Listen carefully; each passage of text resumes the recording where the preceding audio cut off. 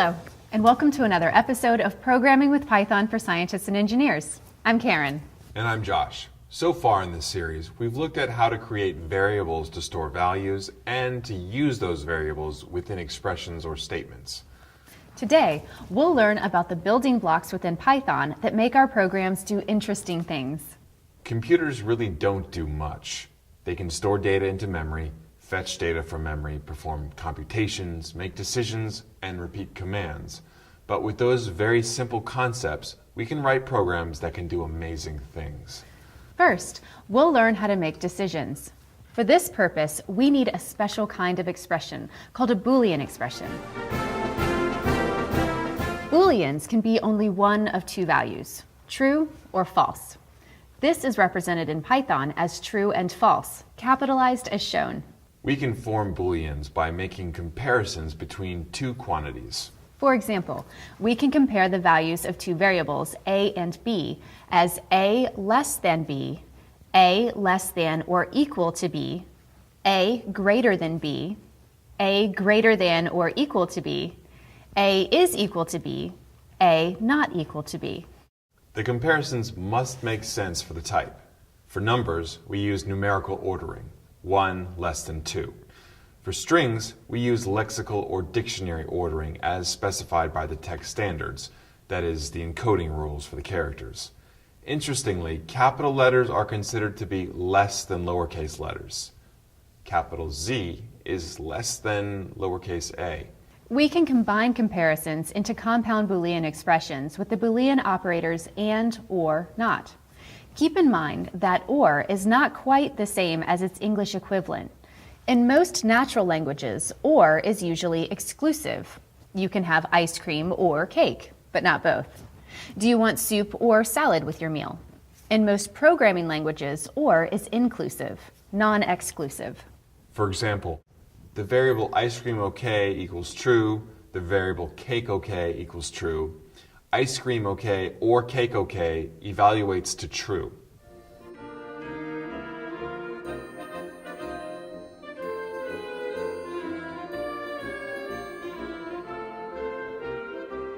Like arithmetic operators, Boolean operators follow rules of precedence.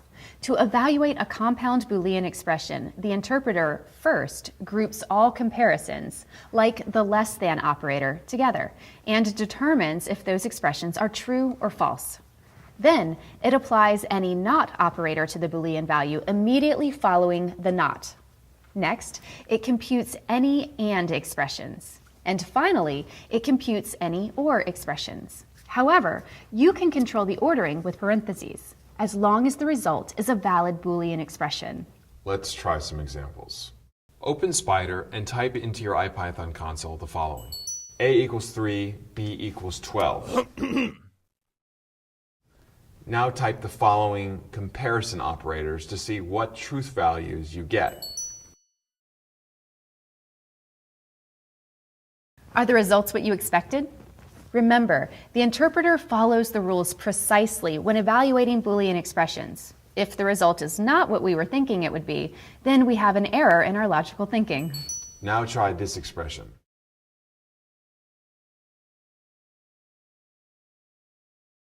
Let's examine in detail how the interpreter obtains the truth value. Each comparison operator is identified and evaluated. Not A is equal to B, or A less than B, and B is equal to 12. Not 3 is equal to 12, or 3 less than 12, and 12 is equal to 12.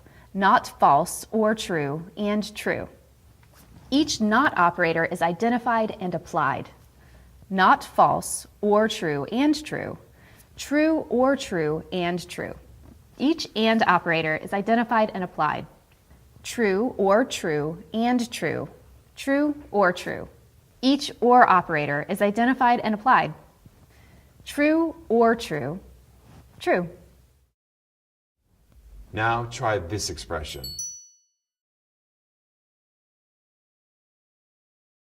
The parentheses force the or expression to be evaluated before the not operator is applied.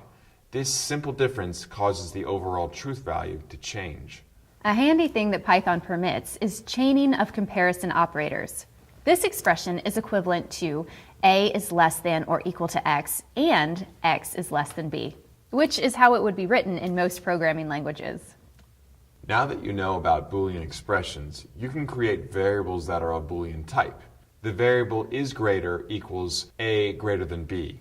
Either a true or a false value, depending on what is stored in A and B, will be assigned to the variable is greater.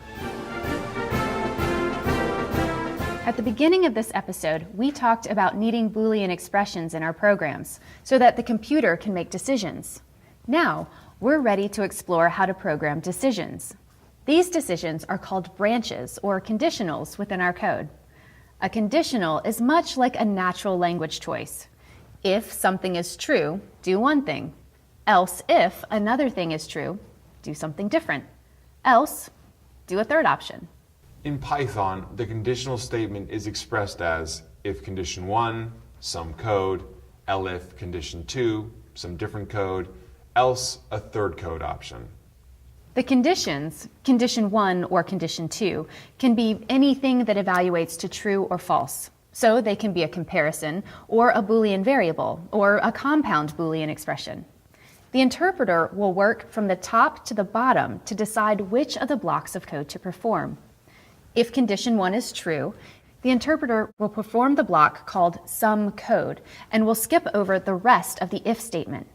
If condition 1 is false, the interpreter will check condition 2. If condition 2 is true, it will perform the block called some different code and will skip over the else block.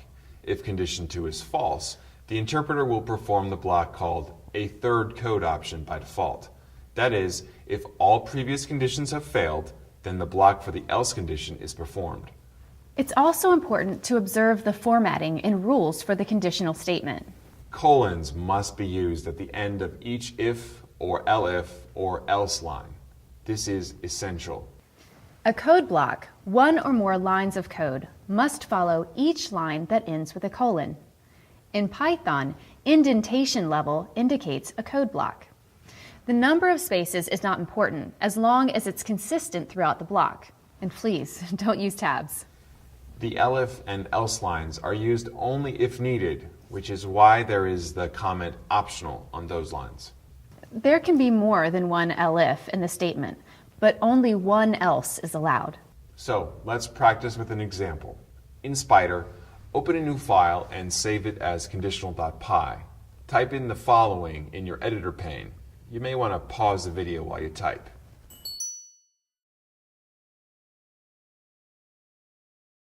Now run the code. Are the values that were printed to the IPython console what you expected to see? In your editor, change the line b equals 12 to b equals 120 and rerun the program. Are the values what you expected this time? Continue trying different values for A and B until you feel comfortable with the results. Now, let's look at repetition, having the computer repeat a block of code several times. We use this in many circumstances. We may need to go through a file line by line. We may need to add things to a list one after another. We may want to repeatedly test and then change a value. All these are done with loops. There are two kinds of loops in Python, for and while. Let's look at the for loop first. A for loop steps through the items in a sequence. So far, the only sequences we know are lists and strings. So the pattern is for item in iterable, do something with the item, where iterable is any collection of items that we can step through item by item.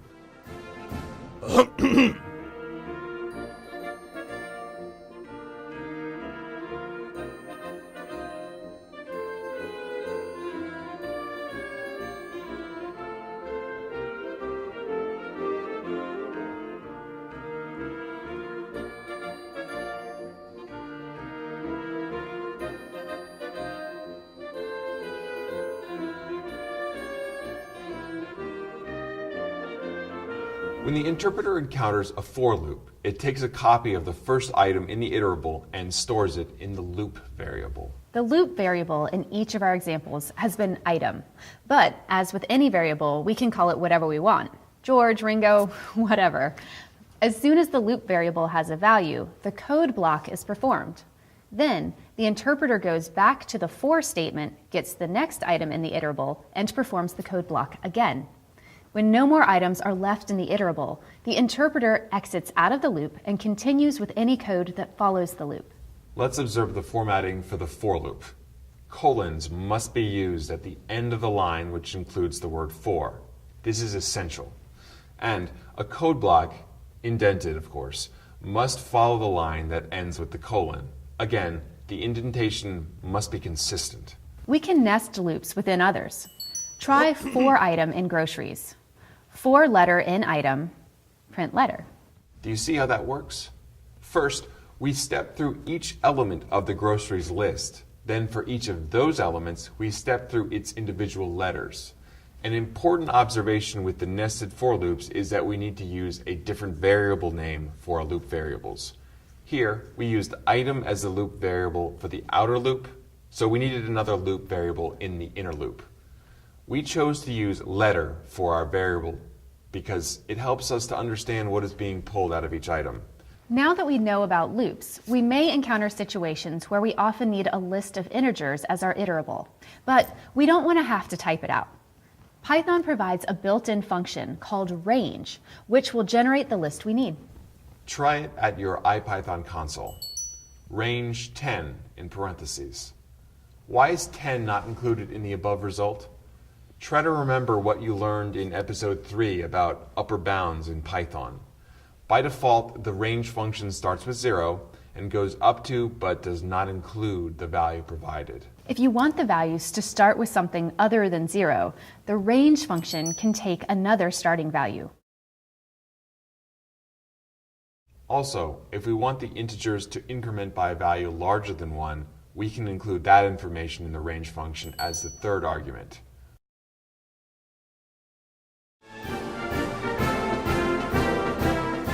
Now, you're at the point where you can combine several Python constructs to build a piece of code that can perform a specific task. In Spider, open a new file and save it as loop.py. Then type the following in the file. Now run the file. Can you think of a reason to use len of xlist in the range function? In this example, we are not pulling the items from the list to print. Instead, we are assigning a value to the list based on the index of the item. Using len of xlist makes sure that we loop through each index value of the list. The other form of loop is the while loop. Whereas a for loop steps through a fixed number of iterations, a while loop iterates until some condition becomes false. The form is while condition, do something, change condition. As with the for loop, the while requires a colon at the end of the statement and indentation of the body of the loop. In the loop.py file, type the following and run.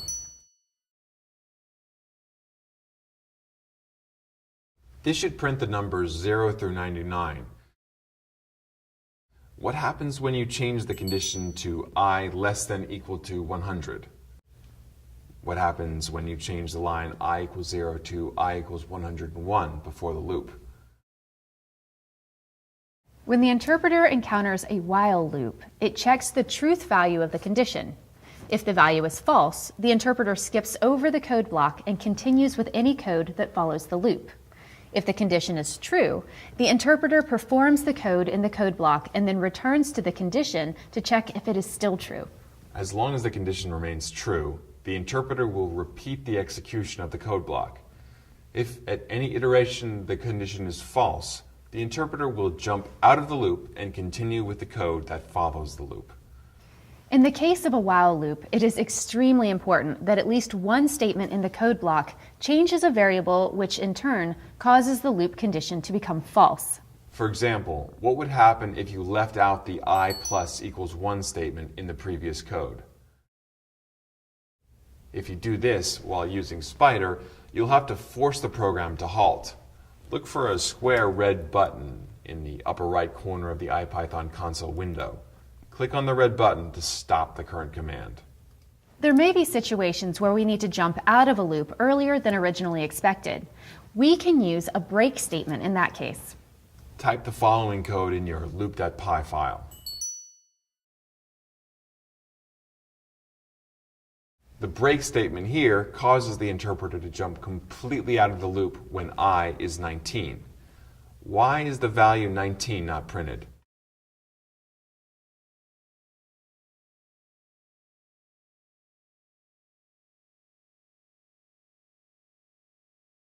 Or we can skip all subsequent code in the block and go back to the top of the loop with the continue statement.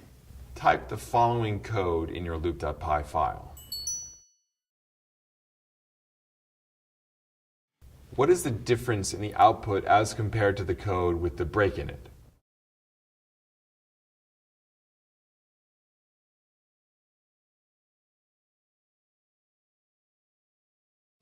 This episode has covered a lot of important information: writing compound Boolean expressions, if statements, for loops, and while loops.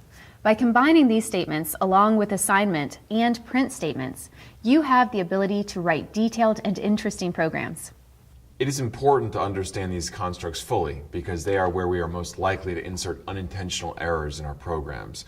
So make sure you practice on the exercises provided with this episode. Thanks for joining us for this episode of Programming with Python for Scientists and Engineers. Next time, we'll learn about functions.